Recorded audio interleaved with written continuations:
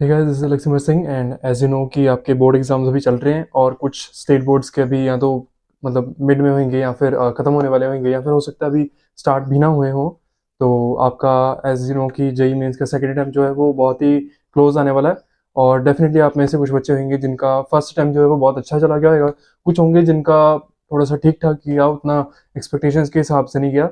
और कुछ बच्चे ये भी होंगे जो कि अपने पोटेंशियल के हिसाब से वहाँ पर परफॉर्म नहीं कर पाए और उनका एग्ज़ाम काफ़ी ज़्यादा ख़राब हो गया। तो मैं खुद अपनी बात करूँ तो मेरे फर्स्ट अटैम्प्ट के अंदर अराउंड 97.4 परसेंटाइल बनी थी और सेकंड अटैम्प्ट के अंदर मेरी 99.1 परसेंटाइल बनी थी। तो इतना बड़ा जंप 97.4 से 99.1 तक ये मैं कैसे लेके आया और आपको क्या क्या स्टेप्स अभी करने सो दैट कि आप भी अपने प्रिपरेशन लेवल के हिसाब से अपने स्कोर के अंदर सेकंड अटैम्प्ट तक काफ़ी बड़ा जंप लेके आ सको, इसके बारे में आज हम डिस्कस करेंगे। इनफैक्ट आपको ये चीज़ें ध्यान में रखनी है कि यूजुअली फर्स्ट अटैम्प्ट के अंदर और सेकंड अटैम्प्ट के अंदर जो डिफिकल्टी लेवल है वो पिछले साल के हिसाब से सेकंड अटैम्प्ट का ज़्यादा था, लेकिन डिस्पाइट दैट फैक्ट जो स्कोर वर्सेस परसेंटाइल थी वो सेकंड अटैम्प्ट के अंदर ज़्यादा खराब थी। मतलब एक पर्टिकुलर परसेंटाइल के ऊपर जितने मार्क्स पर वो परसेंटाइल बन रही थी फर्स्ट अटैम्प्ट के अंदर, उसी परसेंटाइल को लाने के लिए सेकंड अटैम्प्ट के अंदर आपको 10 से 15 मार्क्स ज़्यादा लाने पड़े थे। तो डिस्पाइट ऑल दैट फैक्ट आप अपनी ओवरऑल परसेंटाइल को इंक्रीज कैसे कर सकते हो और मैंने खुद ने ये चीज कैसे इंक्रीज करी थी, आज हम इसके बारे में डिस्कस करेंगे। अगर मैं आप लोगों से एक ऐसा फैक्टर पूछूं जिसकी हेल्प से आप अपनी प्रिपरेशन अपनी परफॉर्मेंस को फर्स्ट अटैम्प्ट के कंपैरेटिवली सेकंड अटैम्प्ट के अंदर ज्यादा बेटर कर सकते हो, तो कौन सा ऐसा फैक्टर होगा? तो आप में से मेजोरिटी लोगों का यही आंसर होगा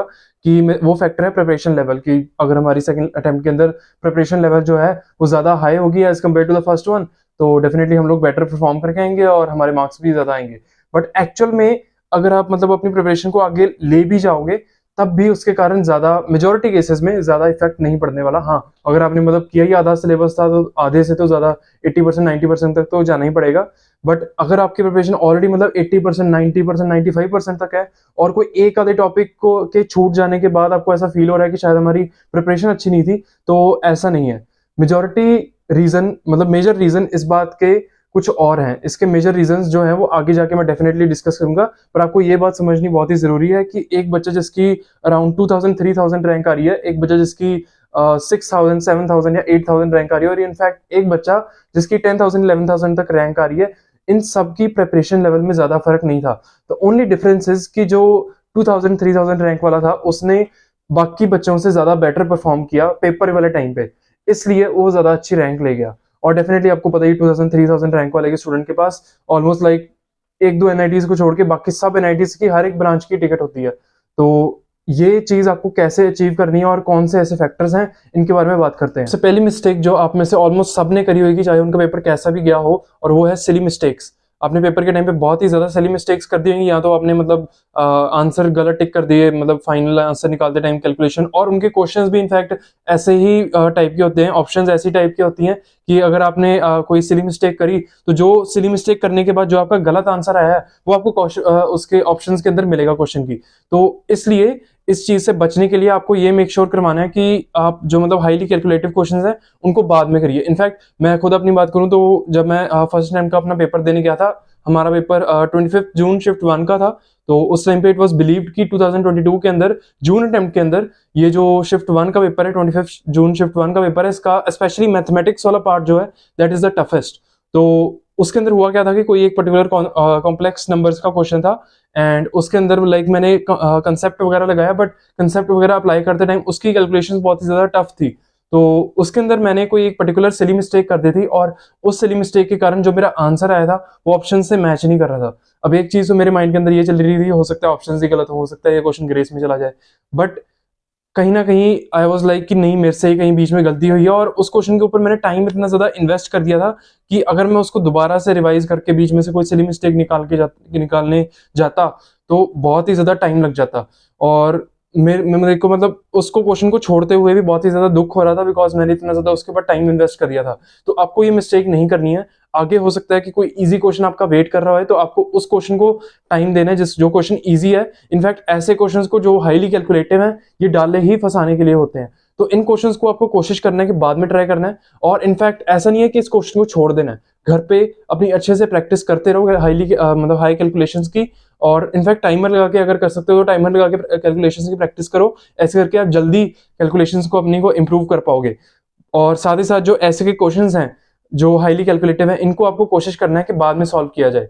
और जो डेफिनेटली आगे ऐसे क्वेश्चंस होंगे जो आपके लिए मतलब हाईली स्कोरिंग होंगे, जिनके अंदर आप मतलब बहुत ही अच्छे से मार्क्स निकाल सकते हो, ऐसे क्वेश्चंस को आपको पहले उठाना है। और इसके बारे में आपको पता कैसे चलेगा? मॉक टेस्ट के थ्रू। तो ज्यादा से ज्यादा मॉक टेस्ट दो और उनको अच्छे से एनालाइज करो, ताकि आप ये पता लगा सको कि कौन से क्वेश्चंस इजी हैं और कौन से क्वेश्चंस आपको फंसाने के लिए डाले गए हैं। सेकंड मिस्टेक जो आई थिंक कि सबसे मेजर मिस्टेक है, जिसके कारण आपके मतलब एग्जाम के स्कोर के अंदर काफी ज्यादा डिक्रीज आया होगा, और वो मिस्टेक है ईगो।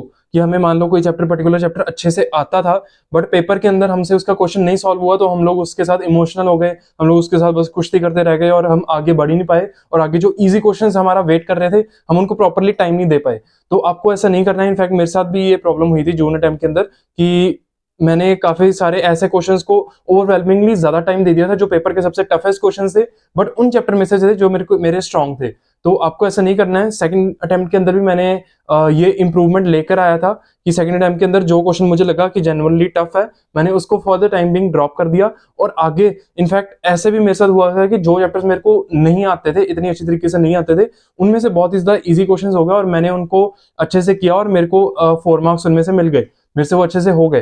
तो आपको भी यही प्रोसीजर फॉलो करना है। आपको आइडेंटिफाई करना है कि कौन सा क्वेश्चन जेन्युइनली टफ है। इट डजंट मैटर कि वो आपके टफ चैप्टर्स की लिस्ट में से मतलब आपके वीक चैप्टर्स की लिस्ट में से आ रहे हैं या फिर आपके स्ट्रॉन्ग चैप्टर्स की लिस्ट में से आ रहा है। आपको ऐसा नहीं सोचना है, आपको बस देखना है कि वो जेन्युइनली टफ है, ठीक है, साइड में कर दो, बाद में उसको अटेम्प्ट करेंगे। पहले इजी क्वेश्चंस को उठाओ। इट डजंट मैटर कि वो आपके मतलब स्ट्रॉन्ग चैप्टर्स में से आ रहा है कि वीक चैप्टर्स में से आ रहा है, पहले इजी क्वेश्चंस को उठाओ और उनको अच्छे से अटेम्प्ट करो।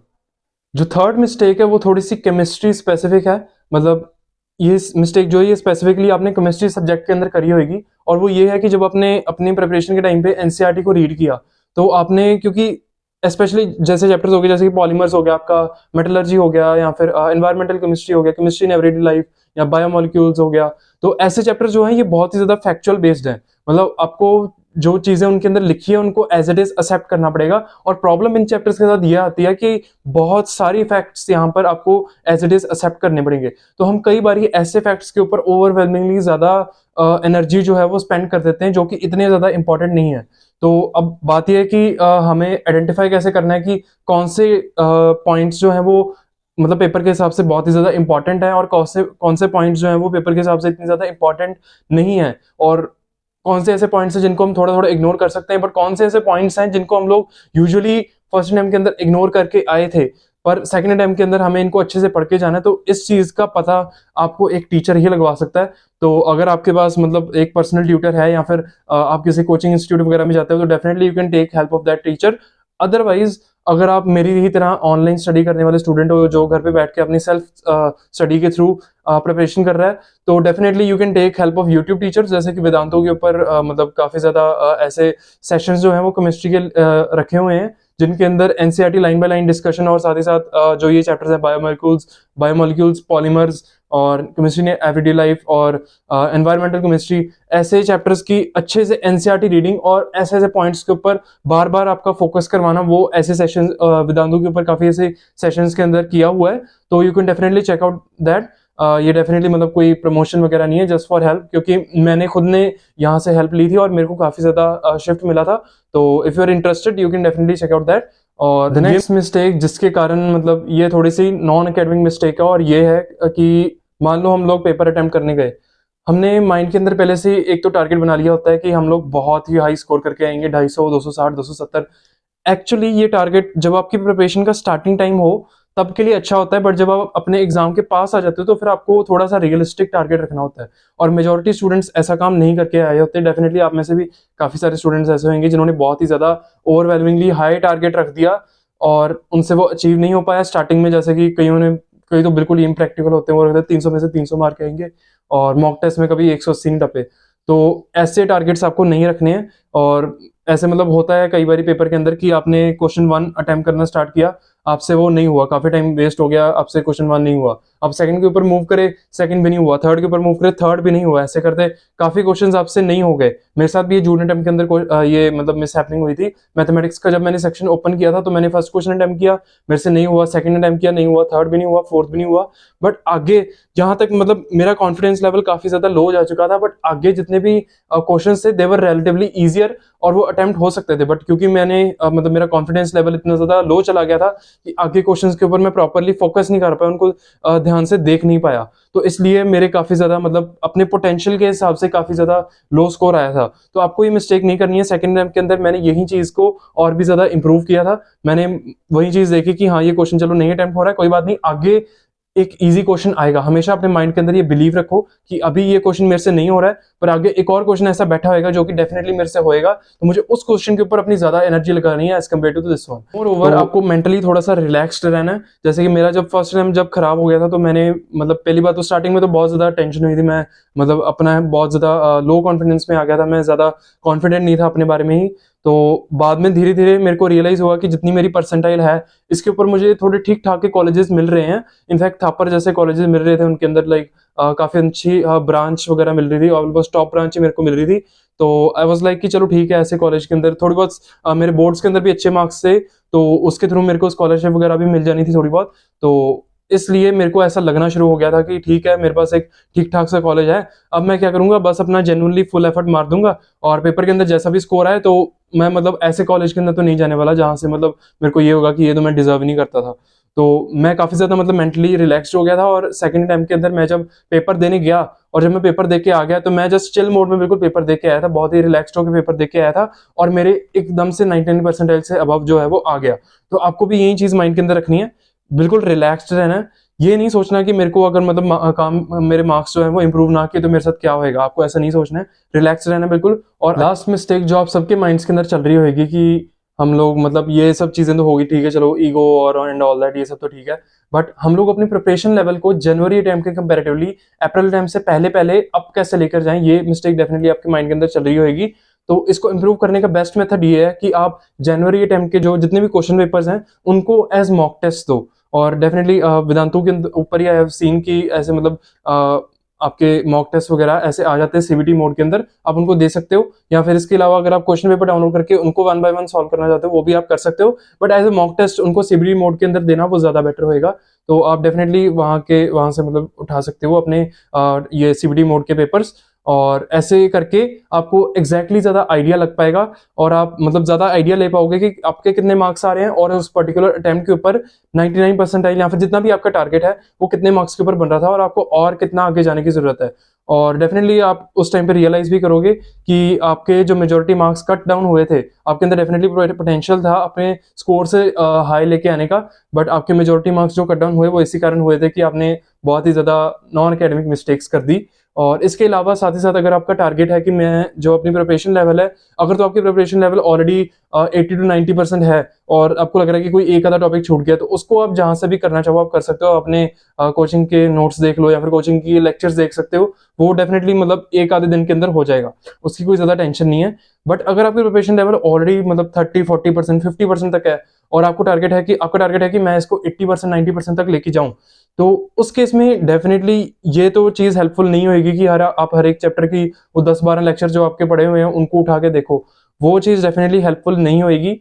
अभी बेस्ट आपका जो तरीका होगा उसको कवर अप करने का, अपने सिलेबस को कवर अप करने का, वो होगा कि आप यूट्यूब के ऊपर जो वन शॉट लेक्चर्स हैं, बहुत सारे वन शॉट लेक्चर्स अवेलेबल हैं जो जेई ओरिएंटेड मतलब हैं, जिनके अंदर जेई ओरिएंटेड कंटेंट है, तो आप उनको देख सकते हो। उनको देख के आप अपने चैप्टर को अपलिफ्ट कर सकते हो। और साथ ही साथ जो क्वेश्चन प्रैक्टिस होगी वो आपको सिर्फ और सिर्फ 2 रिसोर्सेज से करनी है। सबसे पहला जो आपके क्लास नोट्स हो गए, अगर आपने क्लास नोट्स मतलब ऑलरेडी बना रखे हैं तो उधर से कर लो, अदरवाइज जो वन शॉट लेक्चर्स हैं उन्हीं के अंदर से आप क्लास नोट्स मतलब उन्हीं के जो क्लास नोट्स हैं उधर से आप क्वेश्चन प्रैक्टिस अपनी कर सकते हो। वही क्वेश्चंस को आपको अच्छे से करना है और इसके साथ ही साथ जो जनवरी अटेम्प्ट के क्वेश्चंस हैं उनको साथ ही साथ अच्छे से करके देखो। अब रियलाइज करो कि जो चैप्टर आपको लग रहा था कि आपको नहीं आता था और डेफिनेटली उसका क्वेश्चन आपसे जनवरी अटेम्प्ट के जो मतलब जो भी आपकी शिफ्ट थी उसके अंदर नहीं हुआ, तो अब क्या वो क्वेश्चन आपसे हो रहा है कि नहीं? अगर तो हो रहा है तो वेल एंड गुड, अदरवाइज आपको मतलब थोड़ा सा देखना पड़ेगा कि कहाँ पे आपसे गलती हो रही है।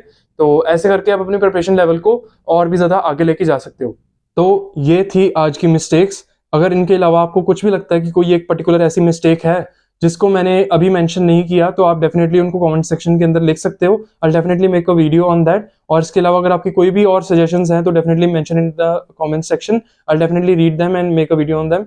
एंड इसके अलावा नेक्स्ट वीडियो के अंदर आई वाज थिंकिंग कि मैं जो जनवरी टर्म के जितने भी क्वेश्चन पेपर्स हैं उनको थोड़ा सा एनालाइज करके आपको बताऊं कि कौन से चैप्टर्स में से ज्यादा क्वेश्चंस आ रहे हैं और उन चैप्टर्स में से भी कौन से टॉपिक्स में से ज्यादा क्वेश्चंस आ रहे हैं। डेफिनेटली आपको नेक्स्ट ट्राई करूंगा कि नेक्स्ट वीडियो के अंदर मैं आपको उनके बारे में बताऊं।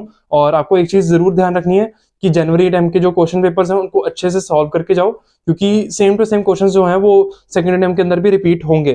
तो आपको उनको अच्छे से करके जाना है, एक एक कॉन्सेप्ट को अच्छे से करके जाना है और उनको सेकंड टाइम के लिए अच्छे से प्रिपेयर करके जाना है। और बेस्ट मेथड इज कि आप लोग यूट्यूब के ऊपर जो ये वन शॉट मतलब जो प्रैक्टिस सेशंस हैं जिनके अंदर क्वेश्चन पेपर्स जो है वो डिस्कस करे जा रहे हैं, उनको डेफिनेटली आप देख के जाओ। बिकॉज उनके अराउंड जो टीचर जो है वो उन पर्टिकुलर क्वेश्चन के ऊपर जो अराउंड के जो आसपास के जो कंसेप्ट हैं उनको भी टीचर डिस्कस कर देता है, तो उनमें से भी क्वेश्चन आ जाते हैं और आपको कंसेप्ट की भी अच्छे से क्लैरिटी हो जाएगी। तो बेस्ट थिंग इज आप अपने मतलब क्वेश्चन पेपर्स को डेफिनेटली करो और मैं नेक्स्ट वीडियो के अंदर उनकी जो एनालिसिस है वो लेकर आऊंगा।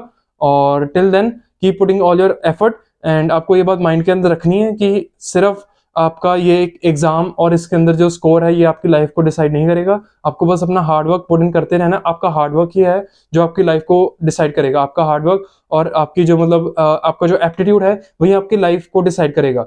तो ये एग्जाम वगैरह से ज्यादा आपकी लाइफ के ऊपर कोई खास फर्क पड़ने नहीं वाला। इसलिए just keep working hard and enjoy the journey and all the very best. We'll see you in the next one.